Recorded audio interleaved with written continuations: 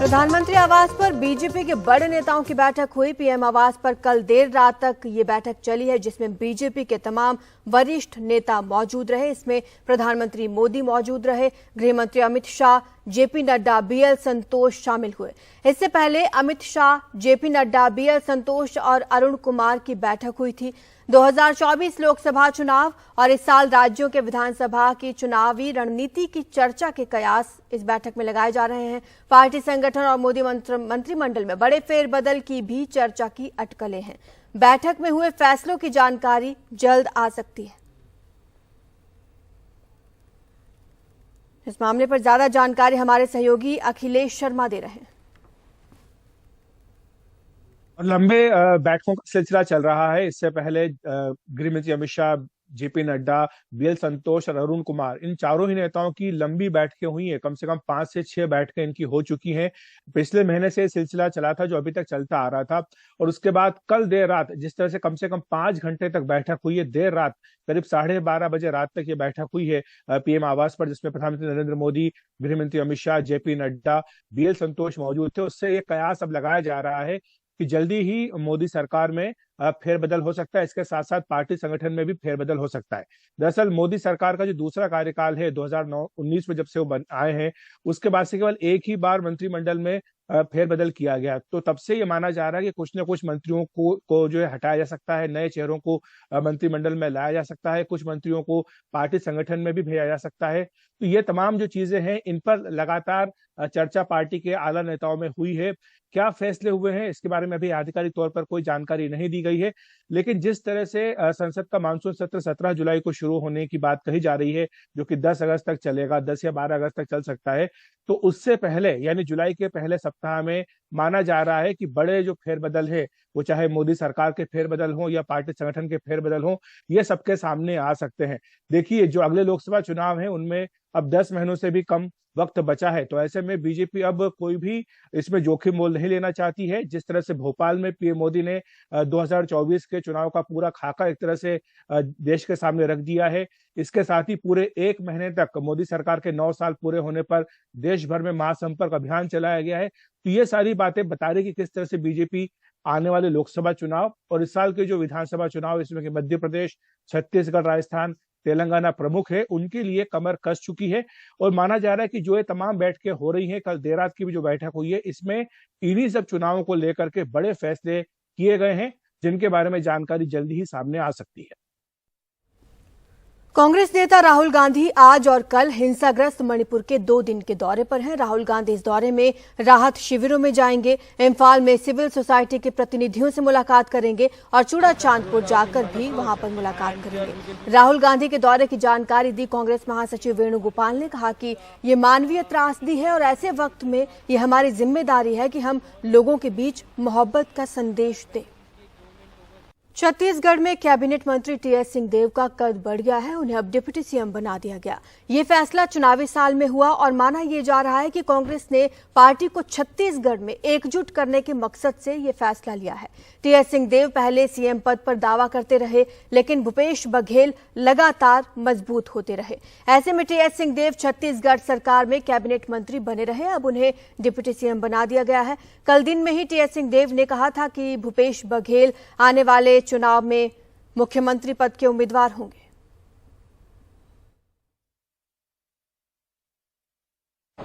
मैंने कभी 2.5 साल की चर्चा नहीं की, आप लोगों ने की थी। मैं आप लोगों का आभार भी व्यक्त करूंगा, आज मीडिया के साथियों का भी गहरा आभार व्यक्त करूंगा कि न केवल इन 4.5 सालों में बल्कि कई सालों से मीडिया का हमेशा सकारात्मक साथ मिला और आज के दिन आप सबको बधाई। चर्चा मीडिया में थी 2.5 साल वाली, आज हाईकमान ने निर्णय लिया है और ये निर्णय चाहे वो 2.5 का होता, चाहे पहले दिन का होता, चाहे आगे का, जो भी वो जिम्मेदारी जब जैसी लेंगे, हम लोग को तो निभाना है। सर सवाल ये है कि 3 महीने पहले आपने कहा कि मुख्यमंत्री भूपेश बघेल के चेहरे पर ही चुनाव लड़ा जाएगा। अब क्या इस बैठक के बाद और आपको जो नई जिम्मेदारी मिली उसके बाद क्या परिस्थिति बनी है? क्या मुख्यमंत्री आज भी मुख्यमंत्री भूपेश बघेल जी हैं। हाँ। और अमूमन यही होता है कि जो मुख्यमंत्री होते हैं, पीसीसी प्रेसिडेंट होते हैं, यही आगे रहते हैं, इन्हीं का चेहरा आगे रहता है। परंपरा कांग्रेस में भी रही है, अमूमन पिछले बार भी हमने यही किया था, मिलके हम लोगों ने चुनाव लड़ा था। कोई एक आदमी चुनाव नहीं लड़ा सकता, कोई एक आदमी नहीं जिता सकता। हम लोग कोई भी की बात हो रही है, चेहरे भी पिछले बार भी सामूहिक लीडरशिप थी। आज एक हमको मुख्यमंत्री भी मिले हुए हैं, पहले वो प्रदेश अध्यक्ष के रूप में थे।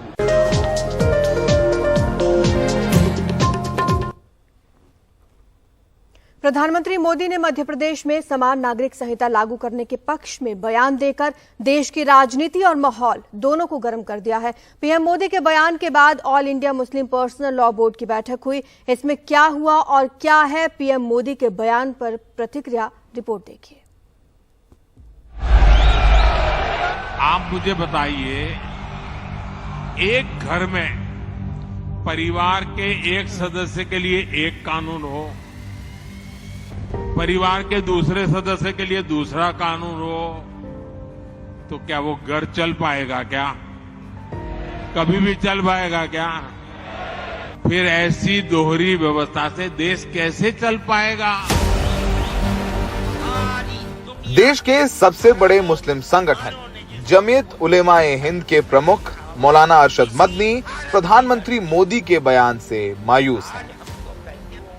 उनका कहना है कि प्रधानमंत्री मोदी के बयान के बाद समान नागरिक संहिता को लेकर बनाए गए लॉ कमीशन का कोई मतलब नहीं। साथ ही मौलाना मदनी ने देश के मुसलमानों से सड़क पर ना उतरने की अपील भी की है। प्रधानमंत्री इसकी तारीफ कर रहे हैं, ये चीज हमें ये बात बहुत खुलकर सामने आ गई कि अब इस तारीफ के बाद लॉ कमीशन की इस राय के सिलसिले में ये तसव्वुर करना कि वो हमारी राय के ऊपर कोई फैसला करेगा, ये नहीं हो सकता है। ये चीज़ बड़ी ख़राब है। अगर वाकई वो लॉ कमीशन को हाँ और ना दोनों का इख्तियार देते तो उन्हें खुद प्राइम मिनिस्टर होने के हैसियत से तकरीर के अंदर ये बात नहीं करनी चाहिए। अब ये बताइए कि इस सूरत हाल के अंदर मुसलमान क्या कर सकता है? मैं पहले भी इस बात को समझता था, इसीलिए मैंने मुसलमानों से कहा था कि वो सड़कों पर एहतजाज न करें, हम नौमान के साथ अपनी बात को लिख दें।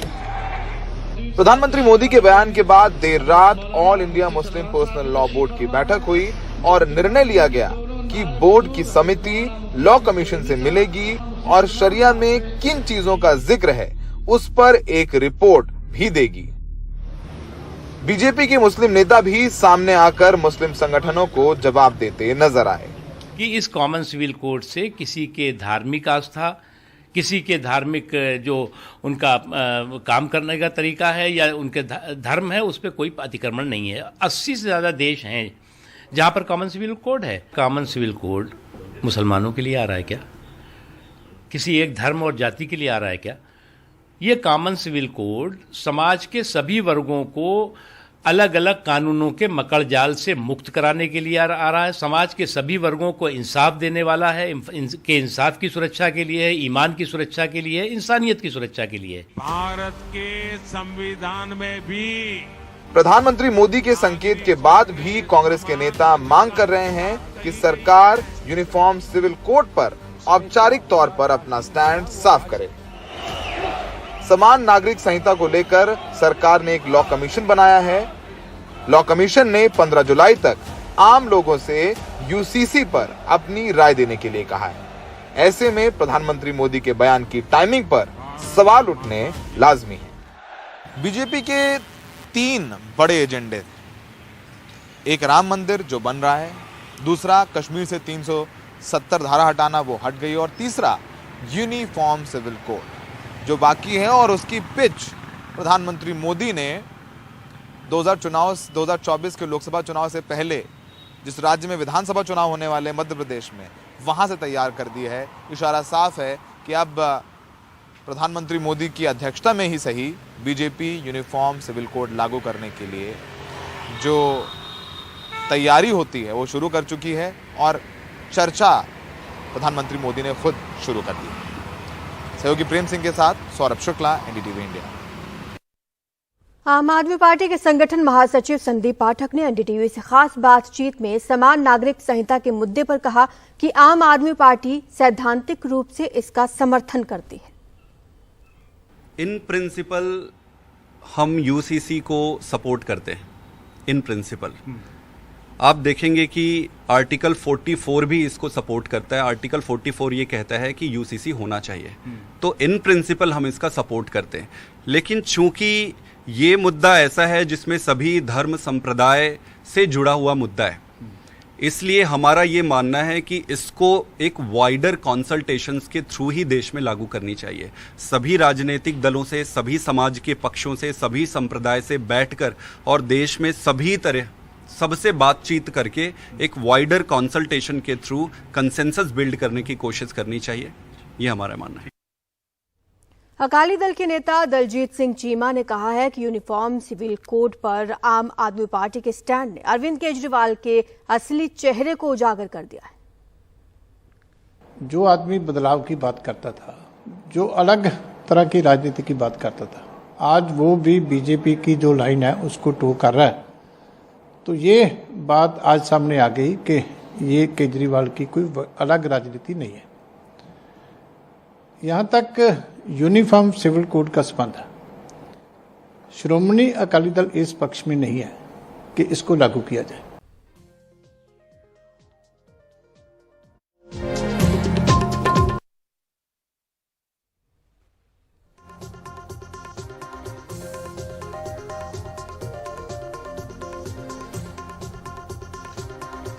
मुंबई में कल से रुक रुक कर हो रही बारिश के कारण लोगों की परेशानी बढ़ गई है। मौसम विभाग ने आज के लिए मुंबई, ठाणे समेत 9 जिलों में भारी बारिश की चेतावनी दी है। मुंबई के लिए मौसम विभाग ने ऑरेंज अलर्ट जारी कर रखा है। कल बारिश के बाद कई इलाकों में जलभराव की समस्या हुई, लोगों को आने जाने में परेशानी हुई। बारिश के कारण पेड़ गिरने की भी खबरें आई। 3 अलग अलग घटनाओं में 3 लोगों की मौत हो गई।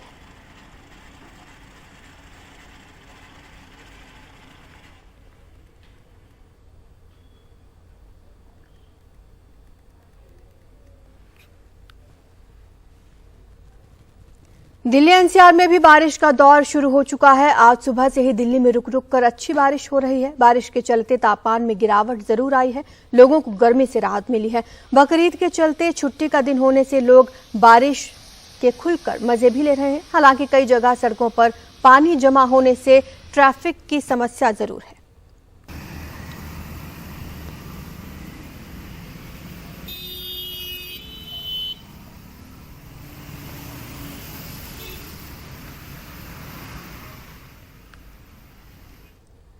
मध्य प्रदेश का सिवनी जिला बाढ़ से प्रभावित है। यहाँ बाणगंगा नदी उफान पर है। इस बाढ़ के बीच 40 साल का एक आदमी फंस गया।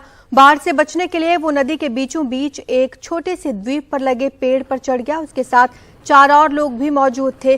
पानी बड़ी तेजी से बढ़ा तो पांचों काफी देर तक तो वहीं फंसे रह गए। फिर प्रशासन ने वायुसेना के हेलीकॉप्टर को बचाव के लिए बुलाया।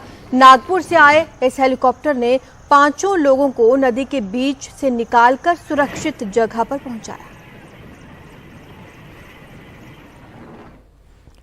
और सिवनी के रिहायशी इलाकों में भी भारी बारिश के बाद बाढ़ जैसे हालात बन गए हैं। नदी नाले उफान पर हैं, जिनका पानी लोगों के घरों तक पहुंच गया है।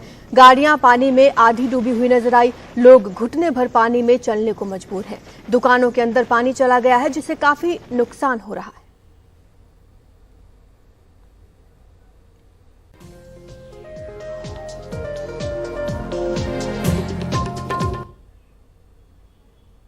केंद्र सरकार ने लिबरलाइज्ड रेमिटेंस स्कीम यानी कि LRS के तरह विदेशों में पैसे खर्च करने पर लगने वाले टैक्स कलेक्शन एट सोर्स यानी कि TCS की बढ़ी हुई दर लागू करने की तारीख अब 3 महीने के लिए बढ़ा दी है। 1 जुलाई के बजाय अब 1 अक्टूबर से नई दरें लागू होंगी।